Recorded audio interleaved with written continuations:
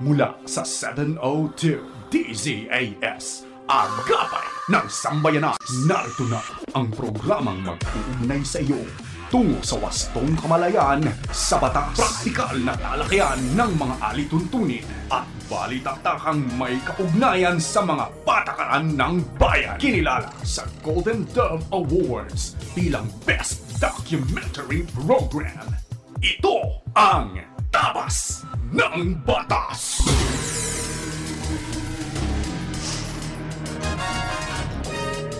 Isang magandang Sabado ng umaga sa iyo na nakikinig sa anumang bahagi ng Pilipinas, Luzon, Visayas, Mindanao o sa iba pang bahagi ng mundo.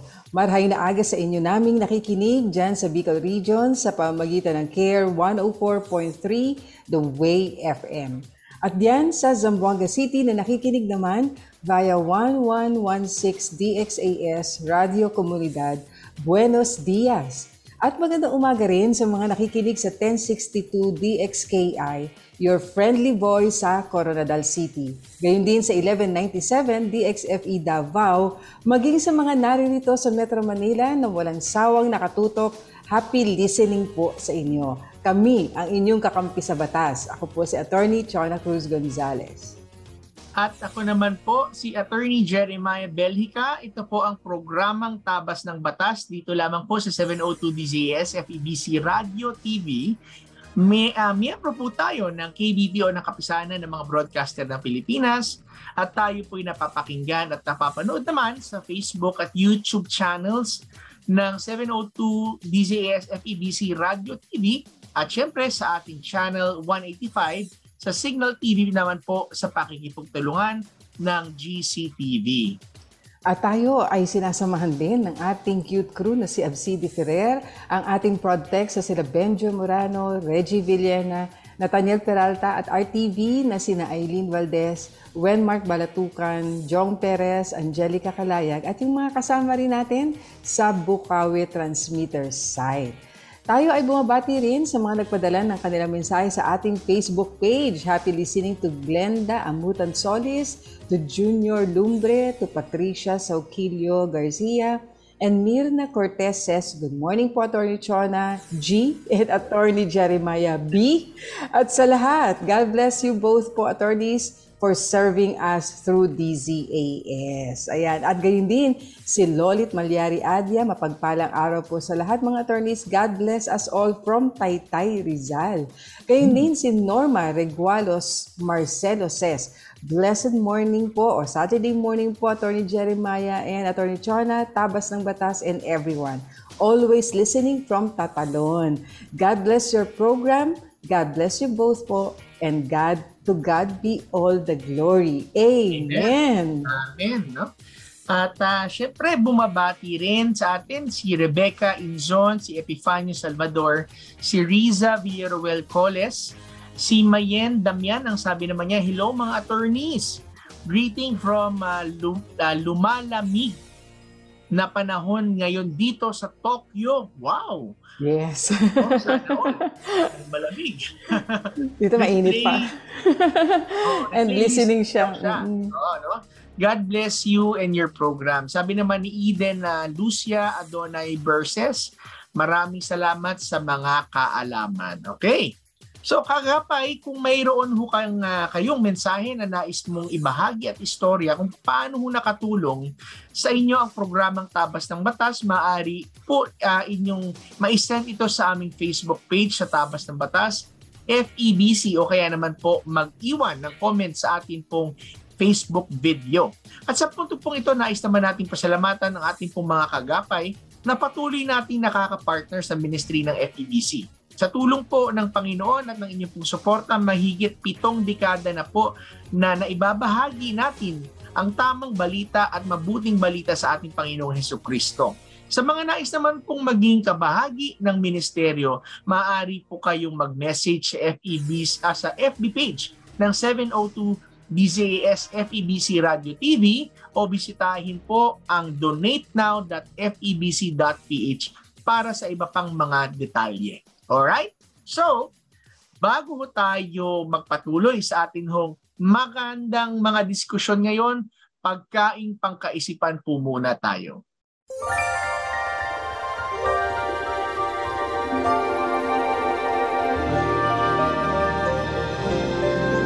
Ito po ay mula sa 2 Timothy chapter 3 verse 16 to 17. Sa magandang balita Biblia, ang sabi po, ang lahat ng kasulatan ay kinasihan ng Diyos at kapakinabangan sa pagtuturo ng katotohanan, sa pagsaway sa kamalian, sa pagtutuwid ng likong gawain, at sa pagsasanay para sa matuwid na pamumuhay, upang ang lingkod ng Diyos ay maging ganap at handa sa lahat ng mabubuting gawain.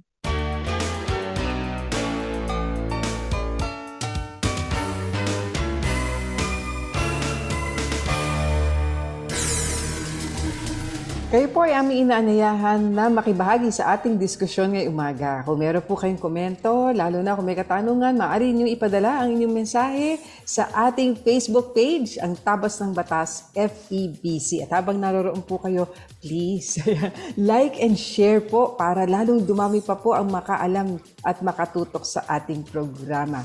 Ayan, sa pagbabalik ng Tabas ng Batas, tutungo na tayo sa ating unang segment na punto por punto na pangungunahan ng ating minamahal na Attorney Jeremiah Bellica. Kaya wag po kayo maglilipat ng istasyon, kami magbabalik agad dito pa rin sa Tabas ng Batas. Tabas ng Batas! Paano ba natin luluwalhatiin ang Diyos? Naluluwalhati natin ang Diyos sa pamamagitan ng pakikigalak natin sa Kanya, sa pagmamahal, pagtitiwala, pagsunod sa Kanyang mga utos, at pagsasailalim sa Kanyang kalooban. Ano ba ang hinihingi sa atin ng kautusan ng Diyos? Sa pamamagitan ng personal at walang hanggang pagsunod, ang pagmamahal sa Diyos ng buong puso, kaluluwa, pag-iisip at kalakasan, at ang pagmamahal sa kapwa, gaya ng pagmamahal natin sa ating sarili. Kasama na rin dito na huwag gawin ang anumang ipinagbabawal ng Diyos. Para sa mas malalim na pagkaunawa sa pananampalatayang Kristiyano, bisitahin ang newcitycatechism.com sa pakikipagtulungan ng FEBC Radio TV. Sumasahing papawid mula sa Maynila.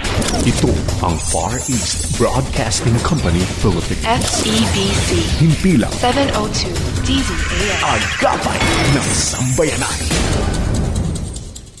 Paksang legal na siniksik sa mga kaalamang praktikal sa isang makabuluhang talakayan sa Punto por Punto.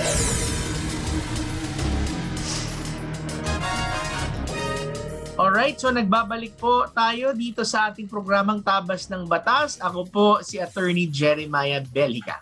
At ako naman po si Attorney Chona Cruz Gonzales. At ano ba ang ating batas na tatalakayin ngayong umaga dito sa ating unang segment na Punto por Punto? Nako, Attorney. Nako, nahihilig tayo sa mga constitutional rights ng mga yung sabi natin na rights of a person under custodial investigation, yes. Rights of the accused no nakaraan. Ngayon naman, yung rights of the people against unreasonable search and seizure or yung tinatawag natin na arrest, no? Na tinatawag, no? Ang karapatan ng mga tao laban sa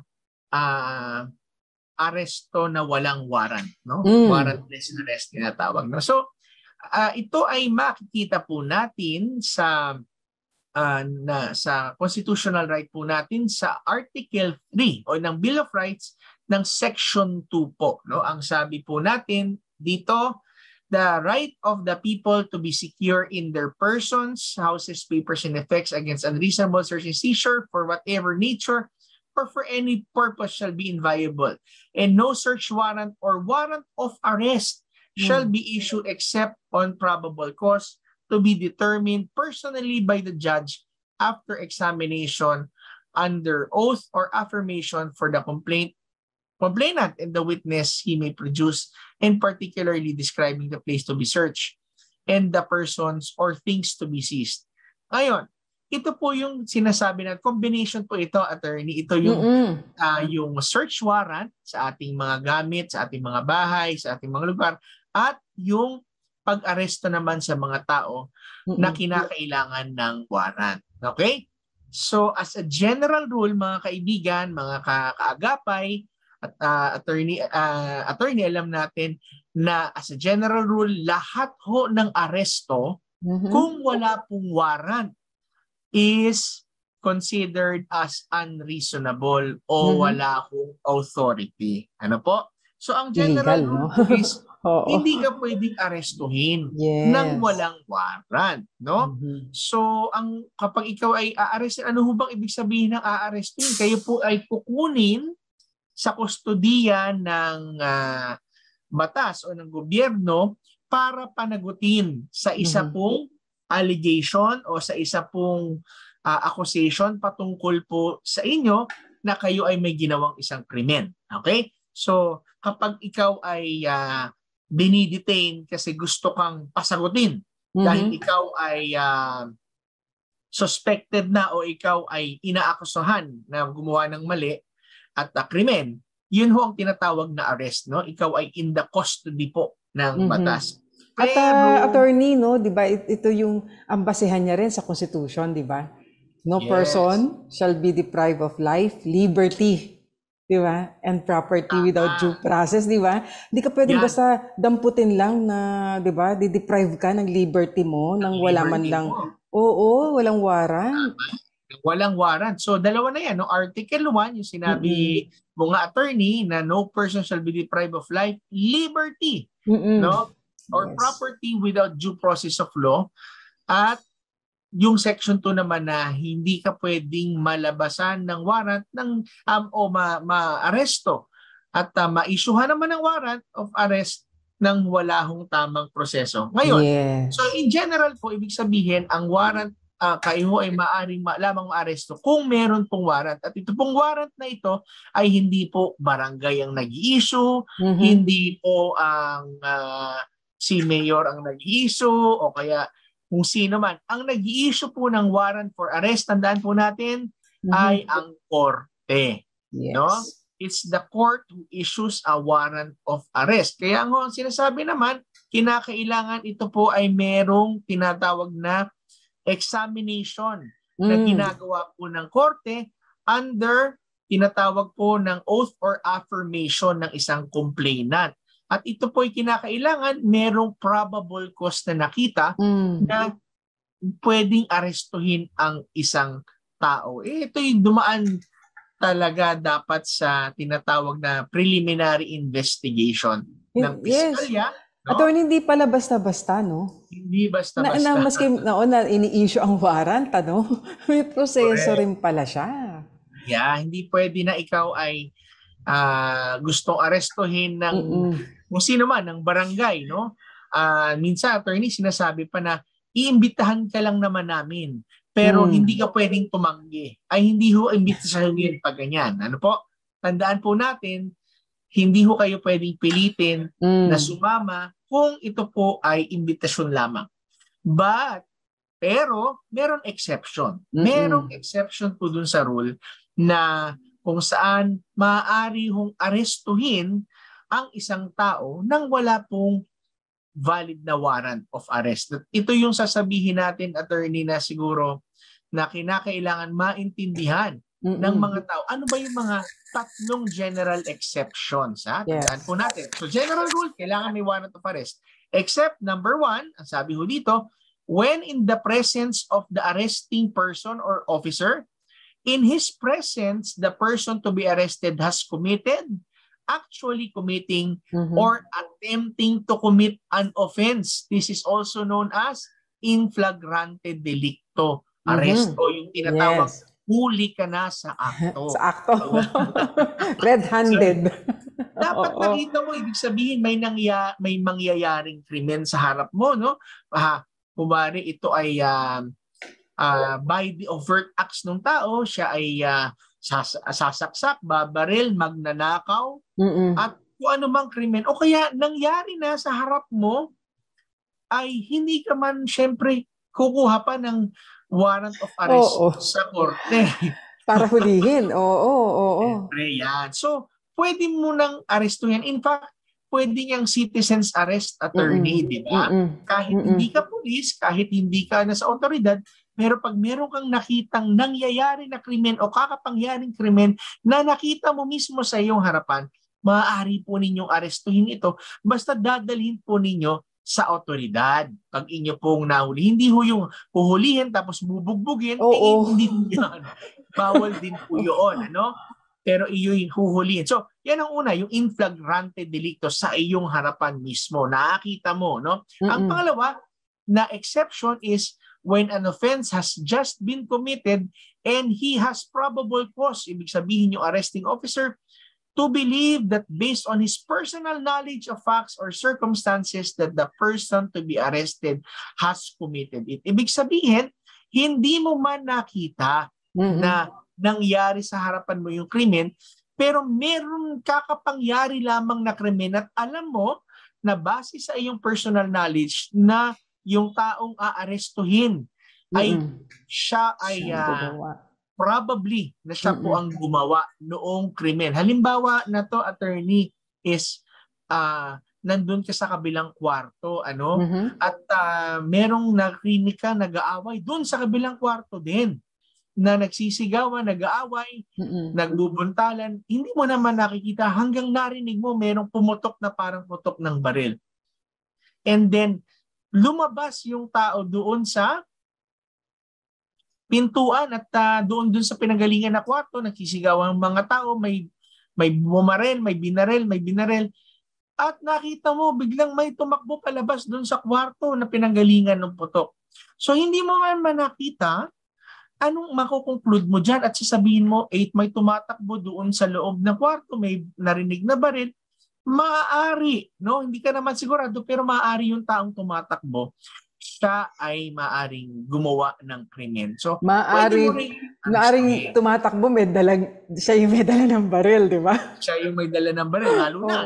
Lalo na. Nakita, no? So, yan ay bagamat hindi mo nakita sa harap, pero you possess yung tinatawag na some personal knowledge of facts and circumstances na probably na siya ang may gawa, no? At yung pangatlo na tinatawag na exception sa arrest without warrant ay yung when the person to be arrested is a prisoner or has escaped from a penal establishment or place where is serving final judgment or temporarily confined while his case is pending or has escaped from while being transferred from one confinement to another. Ito naman, ibig sabihin, siya'y nakakulong na at nakatakas. Ano? Whether siya ay nakakulong dahil convicted na siya o kaya naman siya ay detainee prisoner kasi siya ay humaharap sa isang kaso na walang piyansa o kaya hindi siya nakapagpiyansa o kaya naman nakatakas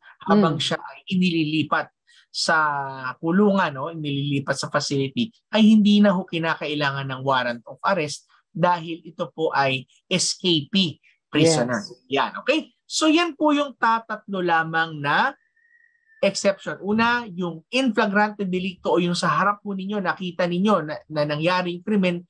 Pangalawa, meron hong personal knowledge of facts and circumstances na yung tao na aarestuhin ang maaari posible na merong gawa ng krimen. At pangatlo, yung tumakas na taong dati nang nakakulong. No?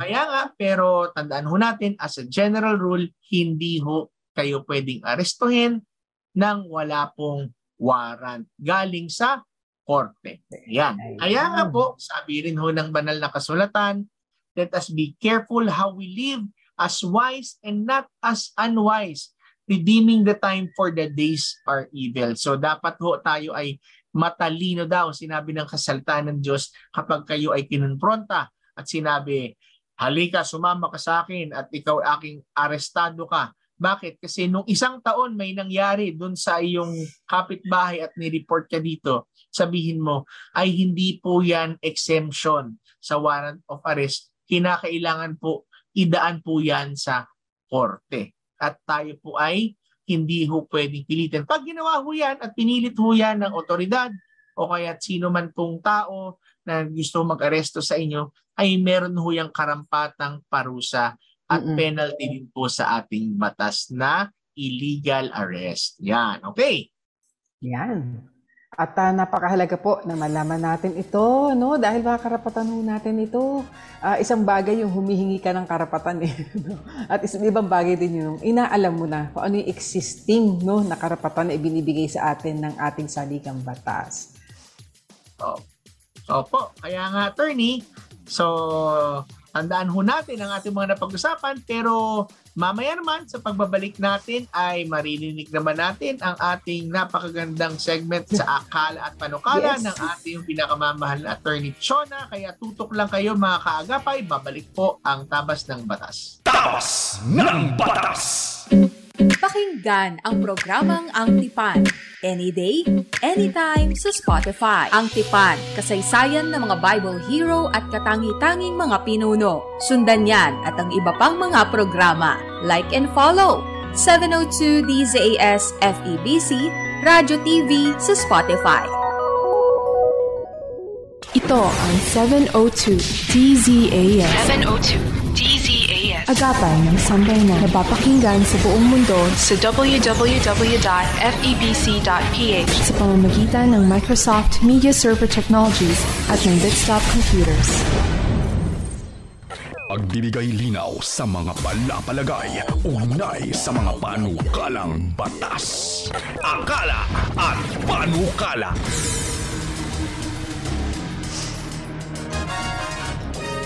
Alright, so tayo po ay nagbabalik dito sa Tabas ng Batas. Kasama niyo pa rin po kami. Ako po si Attorney Jeremiah Belhica.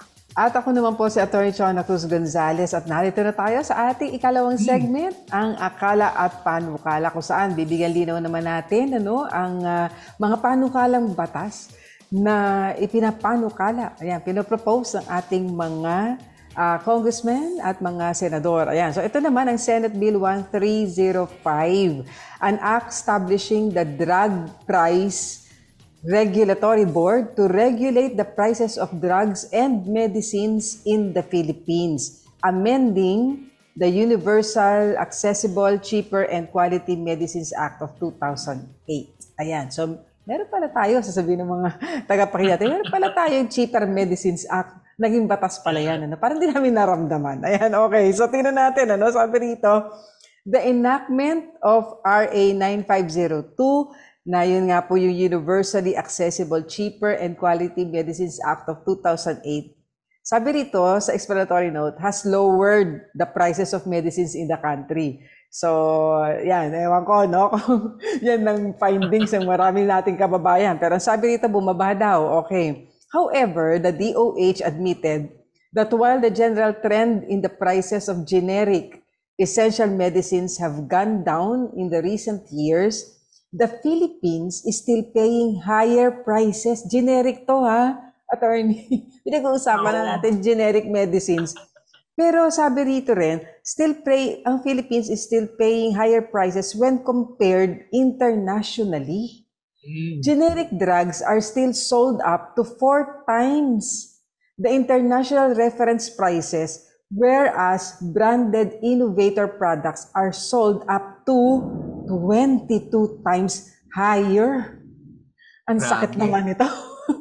Especially in private hospitals and pharmacies. Kaya alam mo, di ba, attorney, medyo lalo na ngayon, di ba, dahil nagpandemya nga at yung mga kababayan natin ay nadala sa ospital, At pag tinignan mo talaga ang billing statement, makikita mo na ang taas talaga ng presyo, nung mga medicines na ibinigay doon sa ating mga kaanak. At hindi ka naman makaka-question dyan kasi syempre buhay at kalusugan ang mahal mo sa buhay yan. So hindi mo na yan, parang sige later on mo na yan problemahin paano babayaran. Pero nakakalungkot naman na generics is still sold up to 4 times na mas mataas kaysa sa presyo ng ibang bansa.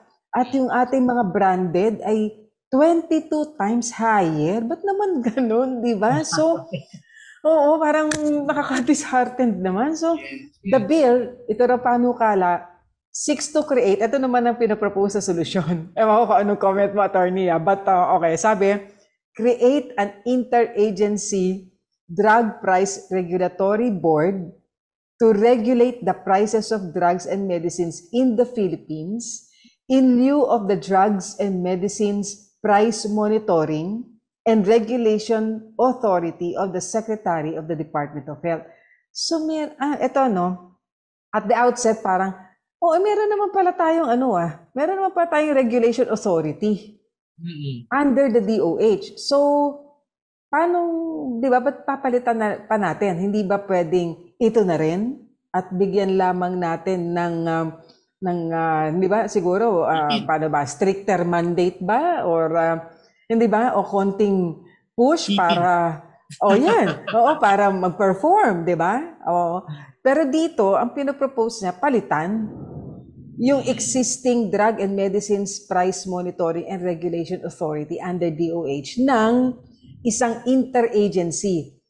Yun nga lang, medyo, di ba, from our experience, medyo kapag ang daming ahensya na na-involve, hindi ba, sa isang bagay na dapat na isakatuparan, parang tila lalo nagtatagal. Hindi ba? Ewan ko if you agree with my observation, but so from this particular regulation authority under DOH, gusto niya ng isang interagency. No? Okay. Although, sasabihin din naman natin, kasi ang idea naman kasi pag interagency is, syempre may collaboration, dapat may coordination, na yung mga expertise nila, hindi ba, ma-harness natin pare-pareho. Kaya lang problema dyan, dahil sa dami ng ahensya na ikukonsulta mo pa, lalong nagtatagal yung proseso ng implementation. Nagtuturuan pa kung minsan, di ba? So, natatawa ka dyan, attorney. So, kasi meron ka experience dyan. Talaga nangyari ang tawag dyan, nagsasilo system sila. Nako, yan. Dapat isa talagang streamlined dapat, no? Sabay-sabay. Kaya medyo, dapat makonsulta rin ng ARTA dito, no? Kasi dito rin sa interagency composition na ito ng board, ensures, ayun na nabanggit natin, a broad spectrum of ideas, viewpoints, and administrative powers in addressing the issue of affordability and accessibility of drugs and medicines in the country. Naintindihan natin talaga yon na we need their ideas. Kaya lang ganun, pag implementation na at you have to consult, di ba, numerous number of agencies na walang halos na nagtitimon dyan, paano we will end up not implementing the policy at all, di ba? So yun naman ang mahirap. So sabi rito, the bill also seeks to strengthen the procurement of cheaper drugs and medicines by the government through the creation of a trust fund to be utilized for parallel drug importation and other procurement arrangements. Actually, dyan medyo kailangan din, tingnan din yung matter of importation and procurement, lalo na ng mga essential products, di ba, attorney? Kasi kung hindi rin yan streamlined, nangangailangan na yung mga kababayan natin, wala pa tayong makuha. Di ba? So, sabi rito, the board is empowered to require pharmaceutical distributors to buy or obtain under any other form of arrangement reasonable quantity of drugs and medicines procured by the government. The board can also mandate up to 15% of a drug or medicine procurement of large pharmaceutical distributors to be allotted to a particular generic drug and medicine, thereby ensuring affordability and accessibility of medicines for our countrymen. Your thoughts, attorney? Kasi ang aim, di ba? Ang goal, ang purpose itong creation sana ng interagency na naman na board na ito is to lower down yung prices down ng medicines. Actually, affordability na ang sinabi, no? Affordability and accessibility of medicines. Yeah. Tingin mo ba doon pwedeng ma-accomplish? Maganda yung intention talaga, attorney. Bagamat meron din ibang mga contributory factors talaga na pwedeng tingnan na kumbaga, kasi gagawa tayo ng another body, Yun nga kasi pagka, naman yan, so again, yung question dyan is, imbis na inaalaw natin yung market forces to dictate again. No, ibig sabihin yung price i-dictate ng market, pero dapat merong market competition. na tinatawag. Ayun, yes. That will foster yung lowering ng price para competitive, no? May competition. Minsan, mahirap talagang magkaroon ng competition kasi minsan ang hirap magrehistro ng mga bagong gamot.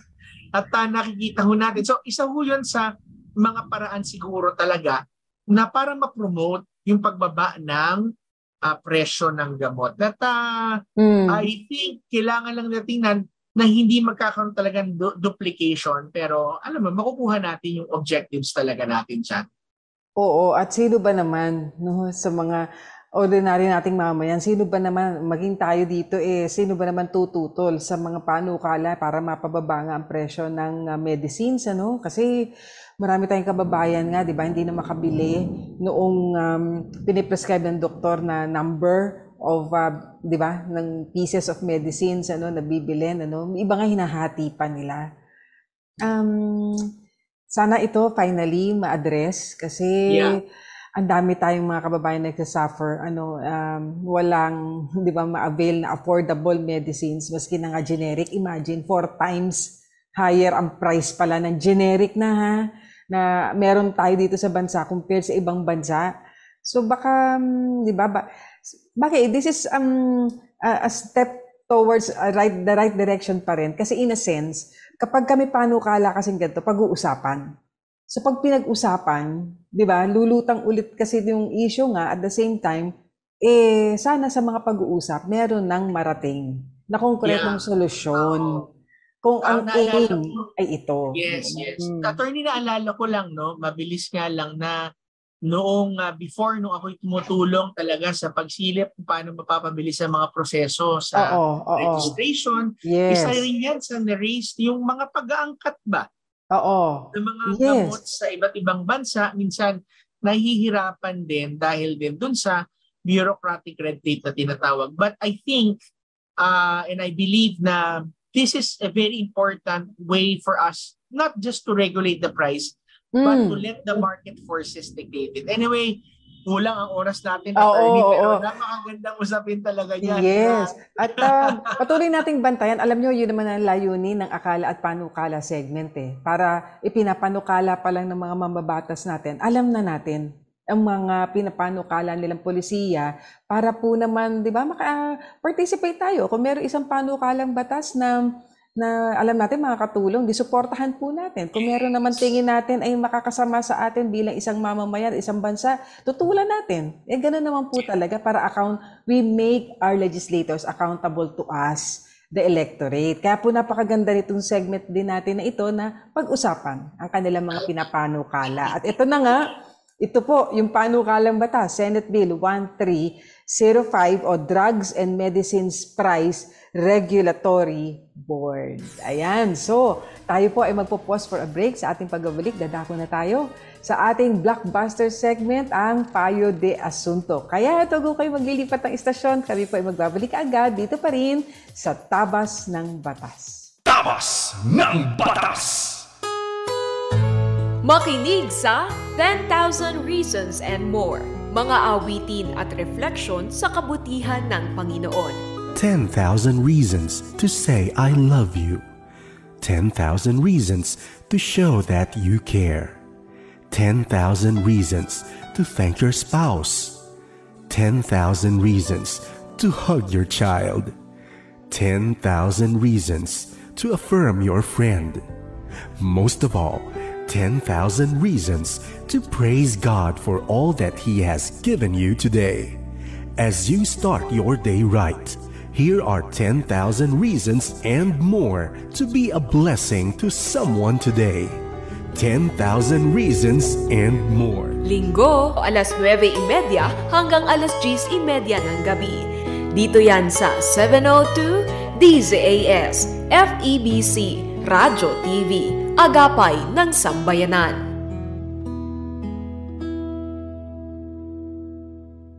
Ito ang 702 DZAS, Agapay ng Sambayanan, na papakinggan sa buong mundo sa www.febc.ph sa pamamagitan ng Bitstop Network Services. Mga kasong bibigyang pansin at mga katanungang sasagutin, yan ang tututukan at gagabayan ng Payo de Asunto.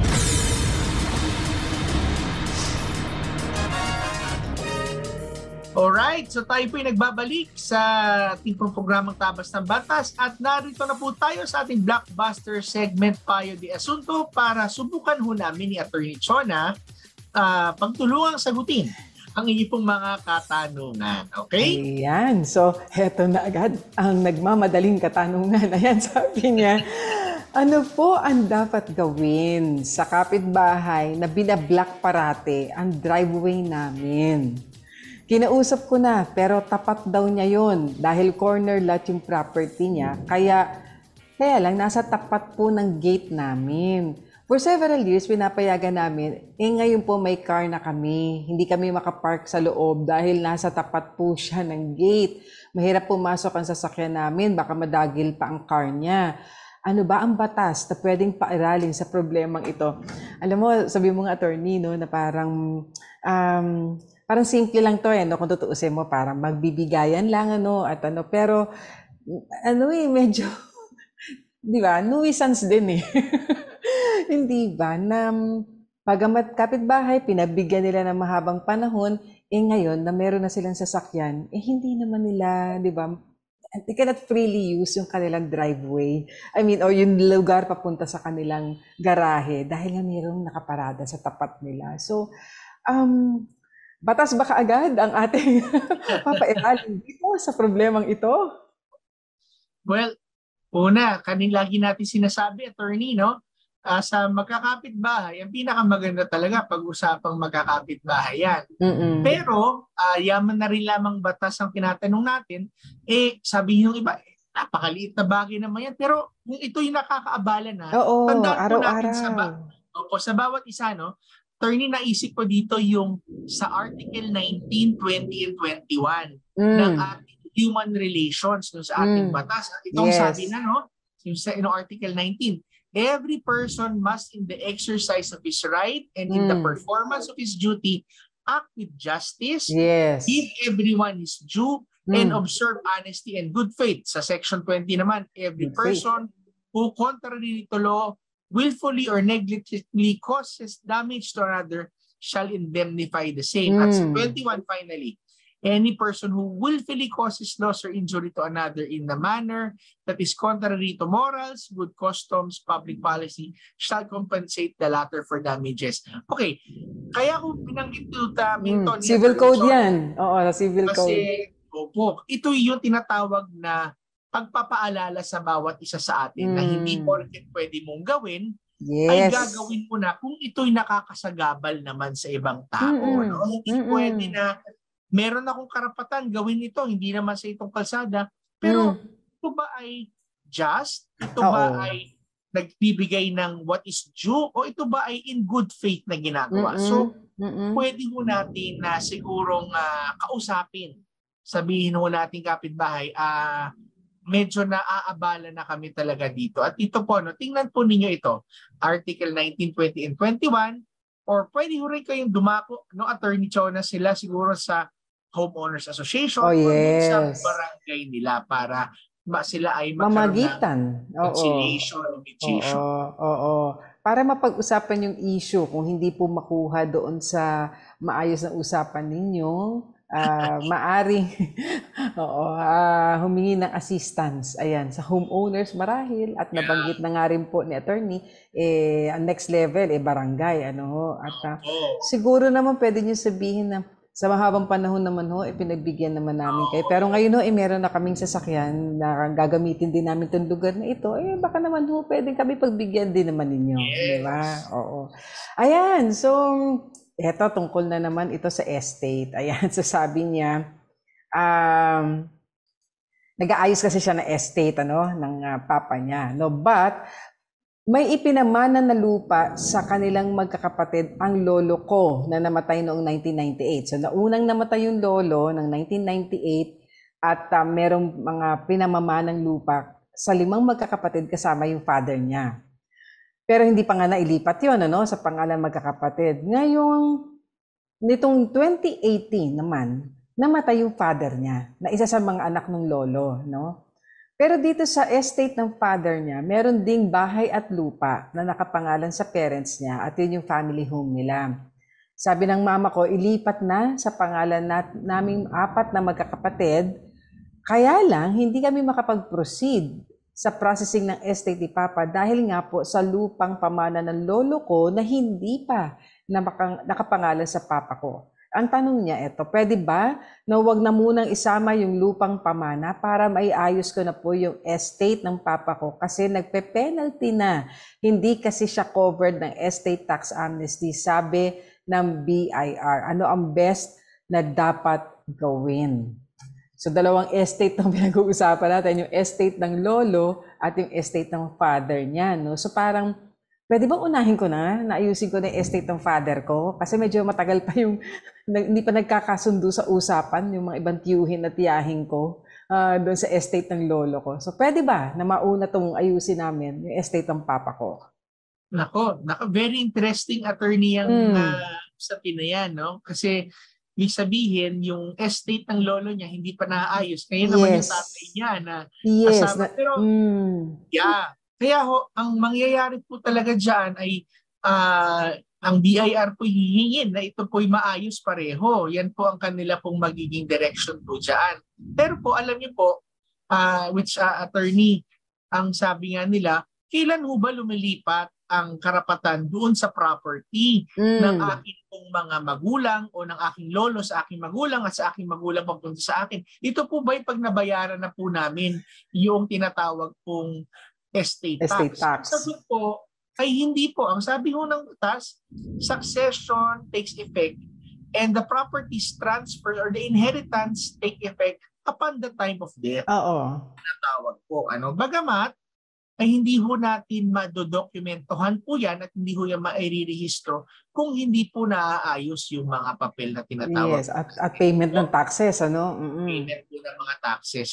So, kung ito po ay i-declare po yan, halimbawa nila, na meron ho siyang mga ari-arian pa doon sa kanya pong lolo at doon sa share sa kanyang lolo, ay tingin ko, attorney, baka pwede lang i-consider magkano ba yung proportionate share ng kanyang tatay doon sa estate niya doon sa kanyang lolo. Ano po? Baka yun ang kailangan bayaran. Pero attorney, alam mo, para sa kaayusan, sinasabi nga kadalasan ng BIR ay nire-require po nila na bayaran po talaga pareho yan. Oo. Alam mo naman, di tayo makakaiwas taxes. Oo. At saka mangyayari niyan, kung maayos mo man yun sa papa mo, meron pang maiiwan siyang property na manggagaling naman doon sa estate ng lolo mo. So meron ka rin isa-settle pa ulit later on Hindi ba, no? So mainam talaga na sabay na to no? Kasi pwede mo rin sabihin sa mga tiyuhin at tiyahin mo, pag hindi niyo inayos ang estate ng lolo, magpapatong-patong din ho yung inyong binabayarang penalty pa riyan, no? Kaya dapat talaga ayusin na rin nila yan. Ayun. So, okay. So, moving on to another question. Sabi niya, taong 2012, kumuha po ako ng 70 square meters na lote sa isang subdivision. Natapos ko ng bayaran ng property noong 2018. Agad kong pinalipat ang titulo sa pangalan ko, pero may annotation na kasaad sa titulo. At hindi lang ako ang property owner. May pananagutan ba ang developer na lumabas na annotation sa titulo at ano ang pwedeng gawin para maayos ito? Nako, attorney. Biglang hindi. Pinalilipat ba sa pangalan mo pero meron pang ibang nakapangalang owner? Attorney, hindi ko lang sigurado, no? Pero baka ito ay hindi pa subdivided? Yung na adverse claim. Oh, yeah. Tama. That's hindi clear annotation, no? Kasi kapag ito ay tinatawag, sinabi kasi noong 2012, kumuha siya ng 70 square meters na lote at nabayaran yung 2018 at pinalipat daw niya yung titulo sa pangalan. Pero may annotation na nakasaad sa titulo na hindi ako may-ari ng property. Ibig sabihin, dalawa ang naiisip ko dyan. baka ho yung titulo na sinasabi po, meron pong adverse claim doon po sa inyong napagbilhan. Ibig sabihin, meron pong nagcha-challenge doon po sa property na inyo pong hinahawakan against doon sa inyo pong napagbilhan. At yung pangalawa naman, attorney, iniisip ko ay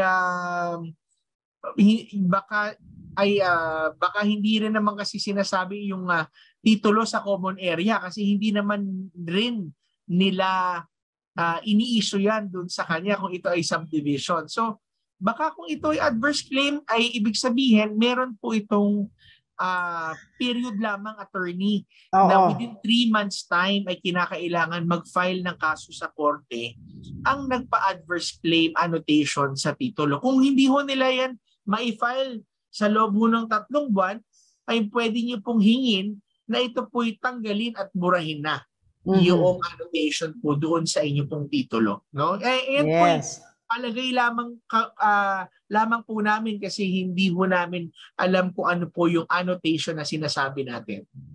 So paki-clarify lang po kasi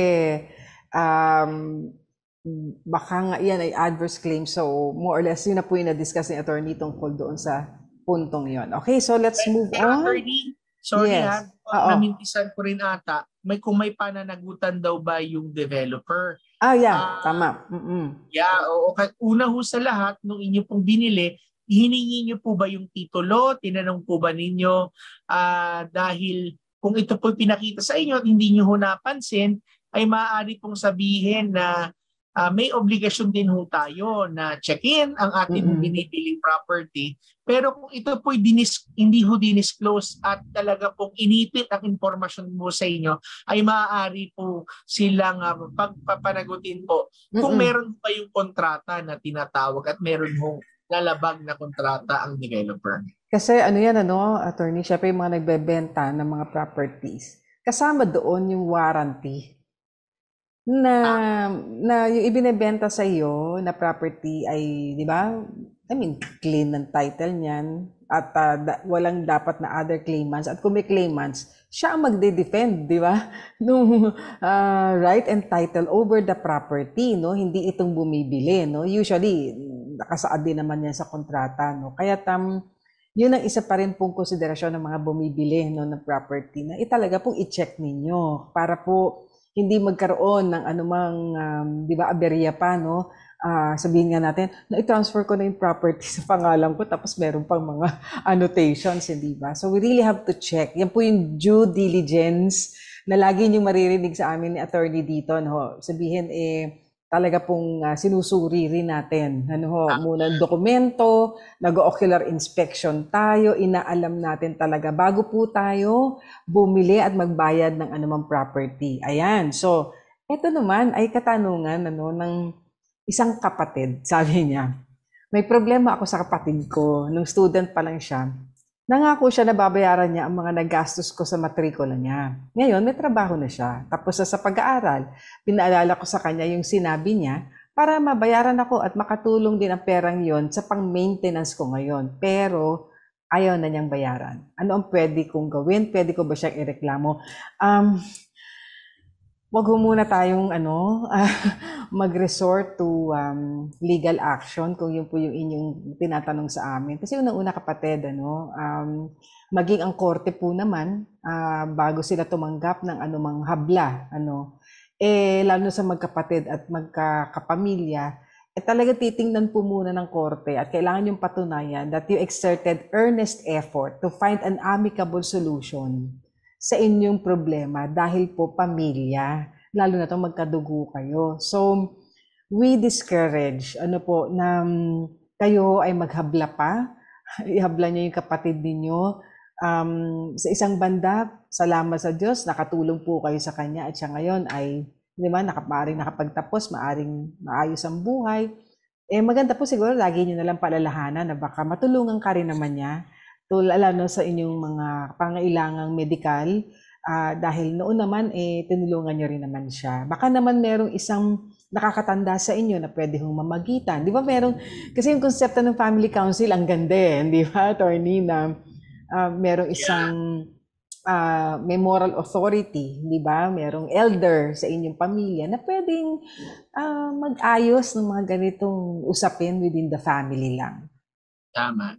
Tsaka attorney, siguro, kung sinasabi kasi na babayaran, ibig sabihin, tinatanong rin niya kung may utang ba na na-establish, no? Kasi kung ito po'y lumagpas na po sa 1 taon, ang tawag mo dyan, nagkaroon ho kayo ng contract of loan, no? Ibig sabihin utangan, ay paano nyo ho ba ito mapapatunayan? Meron ho ba kayong kasulatan o resibo? O ito po ba usap-usapan lang? Sige, bayaran mo na lang ako pag nakaluwag-luwag ka. Ano?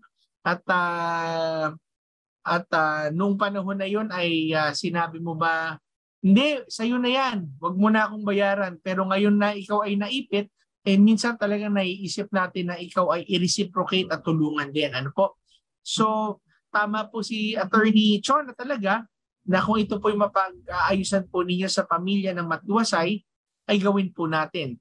Subalit, kung gusto po ninyong maningil ng utang, ay mahalaga po ang katanungan na paano nyo mapapatunayan na meron pong utang na nangyari. Ito po ba ay may kasulatan po ba kayo? Meron po ba kayong mga witness na nagkaroon ho ng utangan, ng transaksyon? Kasi baka naman ito ay binigay o yung out of gratuity na tinatawag. No? Yung sa pag-ibig mo dun sa tao, dinonate mo sa kanya yan. Ano po? So, ayan po yan. No? Medyo mahirap mong mapatunayan, lalo na't kapatid mo yan, pero kung mapag-uusapan, attorney, baka pwede magtulungan na lang. Oo. Ayan, blessed day po. Hingi ako na advice, right of way of inherited land. Ang bahay po kasi namin nasa loob. Daan tao lang po ang bigay nilang daan sa amin. Thanks and God bless po. Ayan. Actually kasi po, pag pinag-usapan po ang right of way, kasi ito yan po ay sa pagtanaw po ng batas, burden po kasi yan doon sa property na magbibigay sa inyo ng a certain portion para inyong daanan. Kaya ang batas tinitimbang po pagka-issue ng right of way. Yes, may karapatan din kayo naman, bigyan kayo ng daan para maka-access po kayo at makalabas kayo mula doon sa inyong tahanan. Pero at the same time, because it is a burden doon sa magbibigay sa inyo ng portion ng kanilang property, sinasalang-alang din ang kanilang karapatan. At meron daw binigay naman sa kanila, kaya lang daang tao lang. So, karaniwan yun lang pathway, attorney, no? At yan lang ang binigay niya sa ating information. Any thoughts and any further advice? Kung kasi hindi ko alam, attorney, kung tama ang aking pagkakaintindi, pero nasa looban yung kanilang bahay, at meron lamang ibinibigay na daanan na pantao lamang, no, yung kanila. So, ang katanungan po ba natin, meron po bang kalsada in the first place nung ito po nagsimula, o ito po ba ay tinatawag natin na talagang dumadaan ho kayo sa property ng ibang tao? Ano po? So, tama po si attorney kanina sa kanya pong sinasabi, kung meron na po kayong mga napag-usapan doon sa mga property owners, dalawang bagay po yan. Kung wala ho talaga kayong lulusutan at lalabasan, ay yung pinakamadali pong labasan ang pwede po ninyong daanan. Pero kung meron hong na kayong dadaanan na mas maiksi at mas komportable, ay hindi ho natin din pwedeng i-insist na gamitin po yung ibang daanan kung ito po yung makakasagapal sa daanan po ng ibang mga sa property po ng mga ibang tao. Ano po? So, tingnan din po natin kasi maaari din po na ito ay tinatawag natin na naka-annotate din po minsan ang right of way sa titulo ng mga lupa na dinadaanan po. Okay, so yan na lamang yung oras na ating maigugugol dito sa ating Payo de Asunto segment. Kung meron po kayong mga katanungan na baka nasagot na namin dito, hindi nyo po nadinig, pwede nyo po yan balikan at mapakinggan ng buo ang ating kasagutan. Pwede sa ating 702 DZAS- FEBC Radio na Facebook page o dito sa ating Tabas ng Batas, FEBC. At kung hindi pa po namin nasagot ang inyong pong mga katanungan, abagan niyo po ito sa mga susunod na Sabado. Okay, so sige po, tayo po'y dadako na po sa ating prayer time. Panginoon, aming Ama, makapangyarihan sa lahat, kami po'y nagpapasalamat sa pagkakataon na kami po'y muling makapagpanilbihan sa amin pong mga kaagapay, kasamahan. We thank you, Father, for your love that is great po sa amin, sa lahat po ng iyong mga anak, O Diyos. Dalangin namin ang mga nabibigatan at nagugulumihanan, O Diyos, ay ikaw po ang siyang magbibigay sa kanila ng kaluwagan, Lord God, and also comfort. Lord, for those na naghahanap ng kasagutan, ikaw ang magbibigay sa kanila, O Diyos, ng kasagutan. Ikaw, Panginoon, ang maging kasagutan sa lahat ng kanilang mga pangangailangan at dalahin. At aming dalangin na sa amin hong mga binigay po na mga payo, O Diyos, ay kung ano pong kakulangan sa amin pong mga nasabi, ikaw po, Panginoon, ang mag-supply, that ikaw po ang aming maging mabuting tagapagtanggol, tagapaghukom, at aming tagapaggabay. Marami pong salamat. Ito pong aming samot dalangin sa pangalan ni Jesus. Amen at amen. Salamat mga kaagapay sa inyong pagtutok sa radyo at sa online via Facebook at YouTube sa Channel 185 Signal TV sa GCTV. Kami po ang inyong mga kakampi sa batas tuwing Sabado ng umaga. Ako po si Attorney Jeremiah Belhica. At ako naman po si Atty. Chona Cruz Gonzales na nag-aanyaya sa inyong lahat na samahan kaming muli sa susunod na Sabado, parehong oras at himpilan. Kaya't lagi po nating tatandaan, kung unawain at susundin, kakampi mo ang batas. Nais po naming makarinig mula sa inyo para sa mga kuro-kuro, mungkahi o mga bagay na nais ibahagi sa palatuntunang iyong napakinggan. Sumulat lamang sa 702 DZAS, Agapay ng Sambayanan, 1 Corporate Center, 46th floor, Doña Julia Vargas Avenue, corner Meralco Avenue, Ortigas Center, 1605, Pasig City. O mag-email sa dzas info@febc.ph.